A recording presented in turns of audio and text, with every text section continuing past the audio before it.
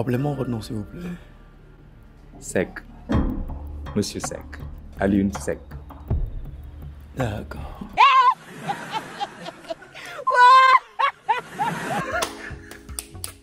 Mais quelle bataille les gars, une vraie bataille de titans. Et c'est Majid qui a fini par l'emporter. Donc est-ce que c'était une scène prémonitoire? Est-ce que ça veut dire que celui qui finit avec le tableau finira forcément avec Ami? On va en parler tout de suite dans cette vidéo analyse. Si c'est la première fois que tu passes par cette chaîne, je m'appelle Sylvia et sur cette chaîne je fais des analyses et des revues de films et séries afro. Donc si c'est quelque chose qui t'intéresse, abonne-toi et active la cloche pour ne pas rater la prochaine analyse. On va commencer cette analyse progressivement en parlant tout d'abord de la première scène les gars. L'épisode commence avec Medoun et Lisa. On découvre que voilà, ils sont toujours en train de mener une vie tellement précaire en ce moment. On voit Medoun qui se rase avec un rasoir bon marché dans un gobelet, comme s'il ne voulait pas trop gaspiller de l'eau quoi. Voilà, on comprend que c'est la hesse là. C'est pas la vie de luxe et Lisa est en train de vivre un véritable cauchemar en ce moment. On apprend que non seulement Medoun la bat, en plus il la viole. Voilà, c'est vraiment l'enfer pour Lisa en ce moment. Et avec la mère qu'elle a, ça ne facilite pas du tout les choses. J'ai fait un petit sondage pour essayer de voir qui est-ce que vous pensez être le pire mari entre Medoun ou Abou, et la majorité pense que c'est vraiment Abou le pire mari. Il y a Bintou qui nous dit Abou c'est un grand malade. Il y en a plein aussi qui pensent que voilà, il y en a pas un pour attraper l'autre, et il y en a d'autres qui pensent que c'est Medoun le pire des maris. Medoun car jusque là il n'est mentionné nulle part qu'Abou a abusé de sa femme, mais Medoun à 3 reprises dans une même nuit a violé sa femme avec l'avoir copieusement battue. Pour moi c'est le summum. Violence physique, verbale plus humiliation. Cela n'excuse en rien le comportement de Abou. Il est tout autant un bam. Merci beaucoup Gis pour ce commentaire. Et c'est clair que franchement les deux sont pareils. Ils sont tous les deux horribles. Mais s'il fallait vraiment choisir, je dirais aussi que Medoun est pire que Abou. Il n'y a pas de semblant avec Medoun. Abou au moins il essaye de faire bonne figure devant les gens. Mais avec Medoun il n'y a pas de ça. Il n'a même pas peur de la famille de sa femme. Il a peur de personne. Il fait ce qu'il veut. Il prive Lisa de tout, de tous les biens matériels, contrairement à Abou qui voilà propose des voyages de temps en temps. Je sais pas qui est le plus sadique en vrai entre les deux là. C'est Abou qui est plus sadique. Franchement très difficile à choisir en vrai entre Abou et Medoun. Voilà, il y a même quelqu'un qui m'avait dit qu'ils sont peut-être de la même famille. Ça se trouve ils sont frères.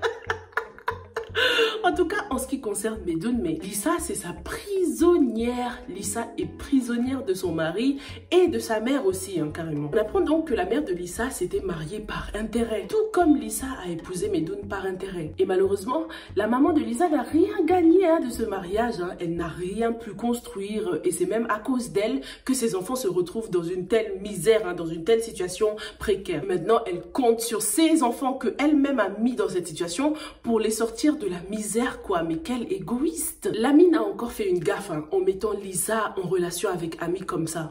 Je suis dans la merde jusqu'au cou.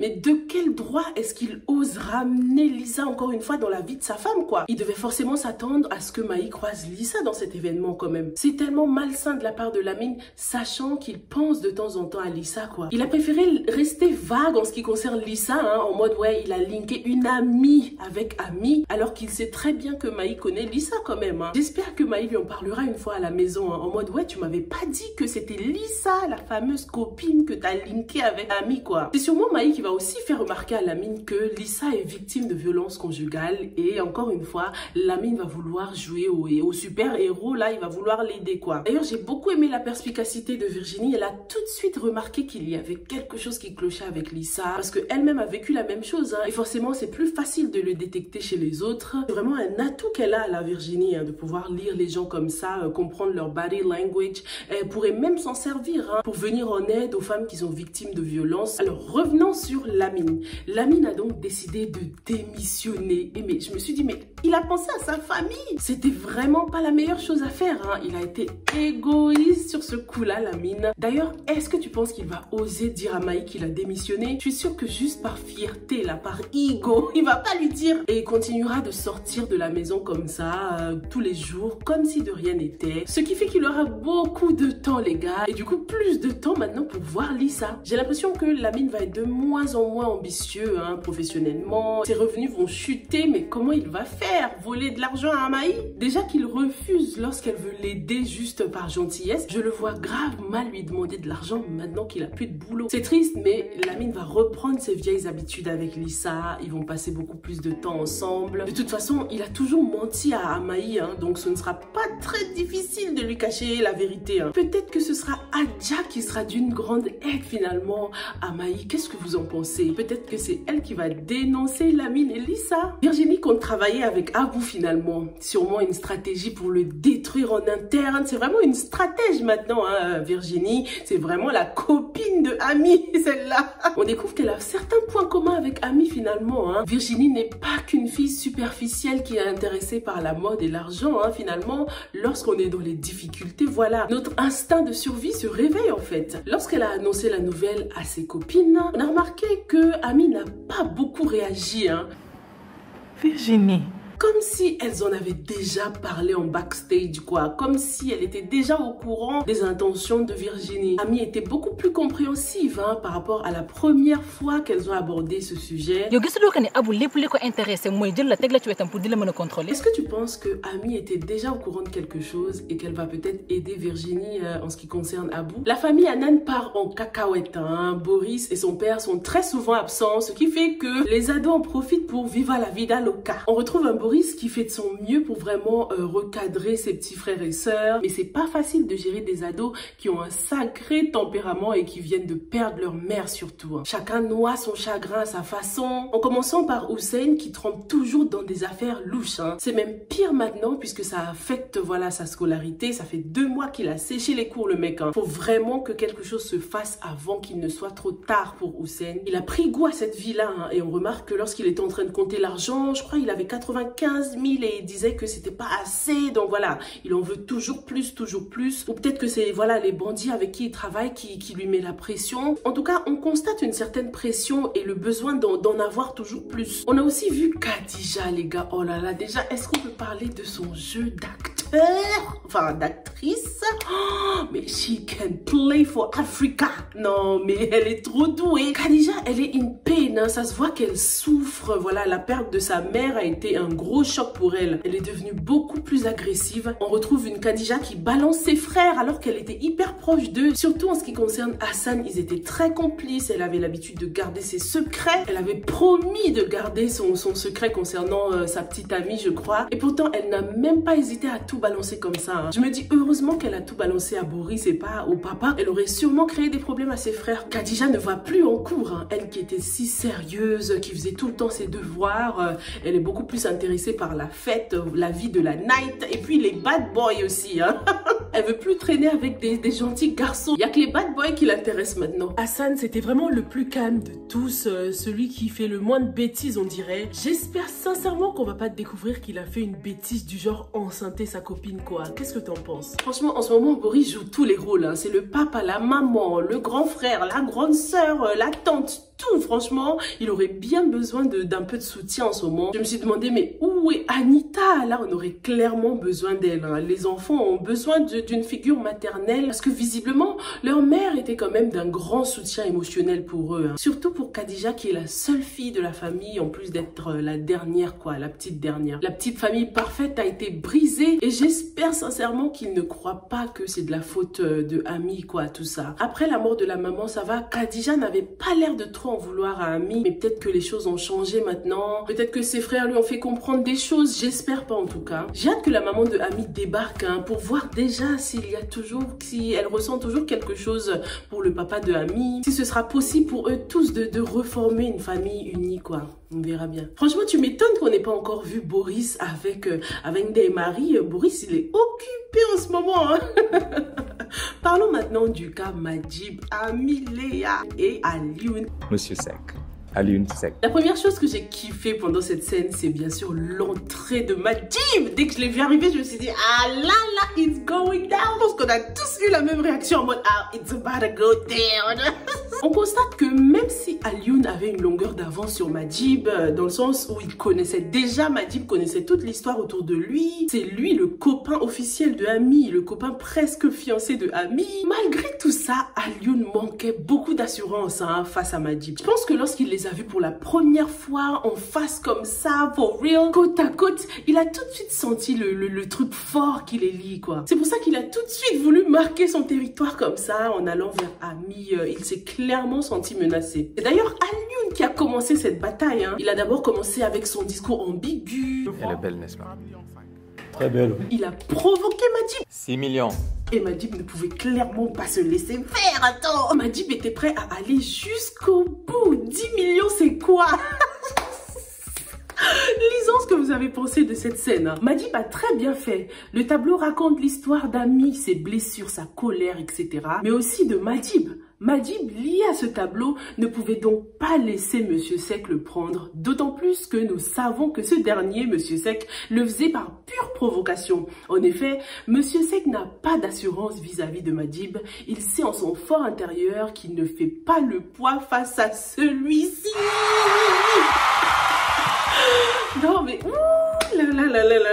une scène de dingue, une scène hot. Je suis tout à fait d'accord, Monsieur Sek, il sait très bien qu'il ne fait pas le poids. C'est pour ça qu'il gigotait là, il gesticulait, non mais... À part l'œuvre, de quoi voulez-vous qu'on parle? Oh, Monsieur Sek, on peut manquer d'assurance comme ça. Depuis le début, il passe pour le mec plein d'assurance, très professionnel. D'ailleurs, voilà, il porte tout le temps des costumes, cravates, là. Monsieur Sek, faut se détendre. On constate quand même que Monsieur Sek est un adversaire tenace. C'est un adversaire qui ne se laisse pas faire, Si ce n'était pas le père de Ami, il aurait continué. Il n'a aucune intention de lâcher l'affaire en ce qui concerne Ami. Pourtant, on sait tous que la place de Ami, c'est chez Madjib.